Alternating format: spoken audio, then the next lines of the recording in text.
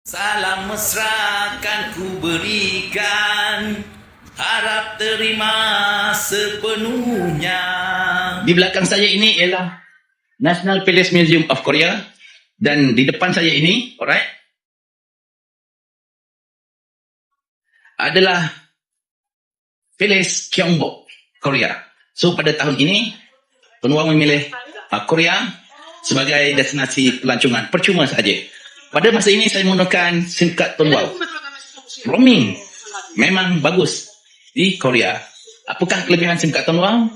Anda sudah sedia maklum, dan jika anda belum tahu, ia menggunakan coverage Telkom Digi, alright, top up Digi. Kita memberikan percuma sehingga 54,000 taka full, cashback sehingga 5%, ada taka full khairat keselamatan percuma, alright. Kita ada peluang untuk menyenang pendapatan unlimited income.